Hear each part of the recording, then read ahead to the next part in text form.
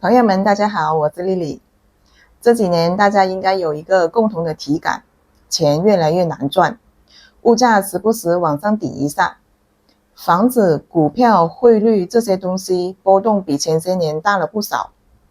很多人把這些歸結為疫情，或者單純看成中美貿易摩擦，但我想聊一個更底層的框架，我把它叫做收支雙軌，債務泡沫穩態失衡。名字有點拗口，但能把中美這幾年半脫鈎和全面博弈的事說得更透一些。今天這篇我盡量用大白話，把裡面的邏輯拆開。先拉長時間看，美元體系從二戰之後慢慢形成了一個中心外圍結構，美國站在產業鏈和金融最頂端，後發國家靠出口賺美元，再用美元去錨定自己的貨幣和發展。日本、韓國是怎麼起來的？拉美、印度很多國家搞替代進口失敗，就掉進中等收入陷阱。這個結構不是一天形成的。早些年布雷頓森林體系還在的時候，美元跟黃金掛鈎。後來1971年美國關了黃金窗口，美元跟黃金脫鈎，轉頭跟石油綁在一起。產油國用美元自價石油，賺的美元再投回美國金融市場。這一下，美元從黃金的附庸變成全球信用的錨。後發國家想要發展，就得先賺美元，這就是中心外圍的起點。日本當年也是從出口起步，但1985年的廣場協議之後，日元升值，產業外遷，後來泡沫破裂，陷入資產負債表衰退。亞洲金融危機更典型，東南亞國家因為美元債務太重，美聯儲加息，資本一撤，整個金融體系崩了。這些例子都在說明，後發國家在這個體系裡看起來能賺美元，實際上命脈在別人手裡。2008年金融危機是個分水嶺，之前中國更多是在外圍配合這個循環，用低成本製造壓低全球通脹。美國負責消費和發債，中國加入 WTO 之後，幾億勞動力進入全球分工，美國進口便宜商品，通脹很低，中國沿海工廠招工，大家一起賺錢。但2008年之後，中國開始主動產業升值，擴大內需，這個循環就出現裂縫。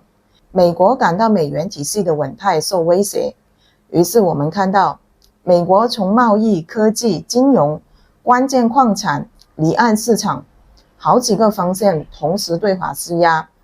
中國的應對不是硬碰硬，而是減少對美直接出口，把份額轉到東南亞、中東、拉美、非洲，同時推人民幣結算和本幣互換。注意，雙方都沒有收手，美國在築牆，但也在繼續發債；中國在要道，但也在繼續加產能，結果就是半脫鈎。半脫鈎這個詞，很多人誤解，它不是完全脫鈎，而是人民幣還在迂回的錨定美元體系，但又在離岸市場一點點侵蝕美元根基。我舉個例子，表面上中國對美出口佔比在降，但很多貨先到越南、墨西哥轉一圈，再賣到美國，美國進口商還是離不開中國中間品。這就是迂回錨定。另一方面，中國跟沙特、巴西、俄羅斯做本幣結算，離岸人民幣市場擴大，這又是在挖美元前腳。兩邊同時存在。往下想一層，美元的貿易逆差本質上是什麼？很多人一聽逆差，覺得美國吃虧，其實恰恰相反。美國是用國內融資能力和債務擴張去換全球商品。它印出來的美元能買到真實物資，代價是產業空心化和金融泡沫。這個模式能維持，前提是全世界願意持續持有美元資產。一旦有人要開美元結算，或者用美元信用出問題，這個模式就難受了。中國這邊呢，出口越強，越會加速刺破美國金融泡沫，因為中國供給壓低了全球製成品價格，壓制了美國通脹，但同時也讓美國製造業更難恢復，只能靠金融和債務撐着。反過來，如果美國金融危機爆發，中國產能背後的債務體系也會被反噬，因為很多產能是借債堆出來的，外部需求一旦塌了，這些債務就要出問題。這就是我說的債務泡沫穩態失衡。這裡有個矛盾，我們稍微多說兩句。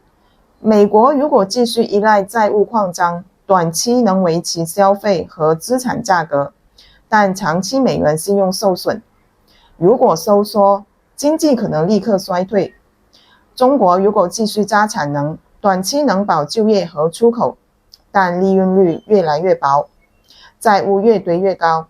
如果主動去產能，又會帶來失業和壞賬，兩邊都被自己的模式鎖住了。後發國家為什麼容易掉進中等收入陷阱？說白了，產業升值到一半，技術被卡住，金融安全又受美元週期擺布，美聯儲一加息，基本就外流，一降息，熱錢又進來吹泡沫，拉美、東南亞都吃過這個虧，中國現在還沒掉進去，但也處在關鍵階段。你去看土耳其、阿根廷，根本就是被美元週期來回割。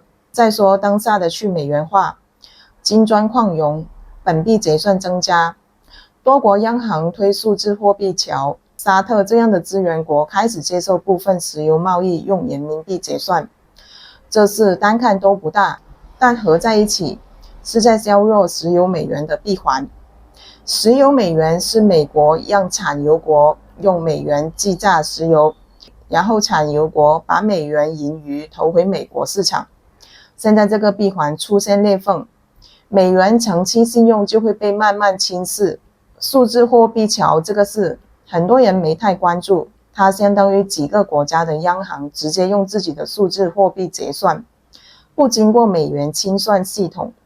如果這個做成了，很多小國之間的貿易就不需要先換美元，這是從底層基礎設施上繞開美元。美國不是沒有應對，他推有岸外包、近岸外包，想把供應鏈從中國挪到墨西哥、越南、印度。但有個細節很多人沒有注意到，墨西哥、越南對中國的中間品進口激增，也就是說，很多所謂的供應鏈轉移只是轉口貿易，換了個馬甲。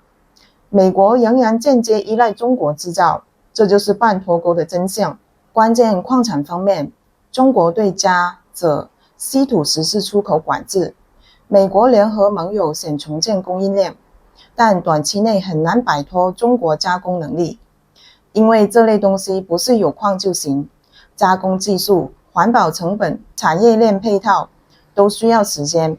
你就算在澳大利亞挖出稀土，運到中國加工，再賣回美國，這個鏈條繞不開。更值得關注的是美債，美國國債利息支出已經超出部分年度國防預算，財政主導可能會倒逼美聯儲未來重啟寬鬆，或者搞收益率曲線控制。到那一步，美元信用就不是長期侵蝕，而是加速。中國這邊也有自己的問題，地方債務和房地產調整壓力很大，舊循環是債務換增長，現在必須靠新質生產力、內需擴大、制度型開放去打破。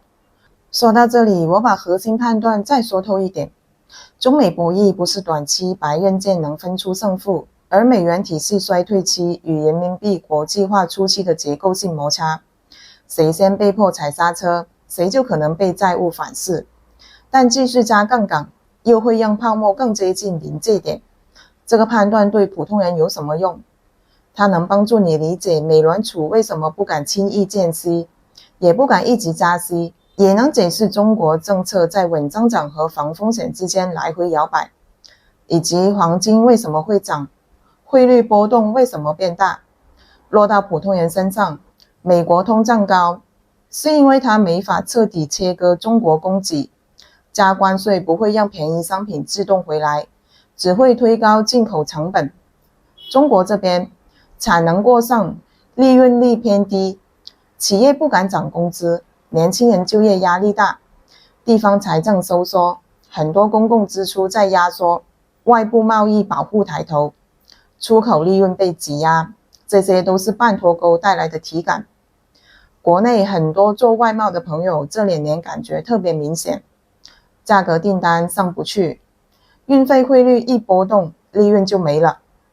美國那邊超市物價漲了，中產家庭買東西開始挑便宜的，兩邊普通人其實都被這個結構綁架。資產價格方面，未來10年，中美利差、匯率、黃金、大宗商品、債券都會被債務結構重新定價。過去那種低通脹、低利率、全球化通暢的時代可能回不去了。你手裡的錢得換個思路看。往後看，美國如果強行跟中國切割，會立刻面臨供給不足和通脹壓力。美聯儲加息也根治不了，因為問題不在貨幣，在供給。但如果繼續維持現狀，債務還會滾大。中國同樣有天花板，其他國家的貿易保護主義，國內企業利潤率偏低，內需無法完全替代外需，所以博弈會長期化，中間可能反覆，但方向不會變。我的判斷是，未來10年全球資產定價的一個重要錨，就是中美這2個債務泡沫如何演變。美國可能走向財政貨幣化，也就是政府債務越來越多，美聯儲被迫配合壓低利率。中國則可能用時間換空間，一邊穩房地產，一邊推進製造業升值和人民幣國際化。誰先出清，誰先恢復。最後回到一開始說的體感，很多人覺得中美博弈是地緣政治，是國家層面的事。其實它直接關係到你的工作、收入、房貸、物價。美國靠債務擴張換商品，中國靠壓低成本和擴大產能參與循環。這個結構正在鬆動。半脫鈎不是脫鈎，而是舊循環老化，新循環沒建起來。看懂這一點，你對未來通脹、利率、匯率和資產價格會有一個更清醒的框架。我不是說誰一定贏，誰一定輸，這種結構性摩擦往往不是誰把誰打趴下，而是看誰能先把自己的債務和收支結構調整過來。美國需要重建產業和財政自律，中國需要從債務換增長轉向生產率換增長。這個過程會很痛苦，但也是機會。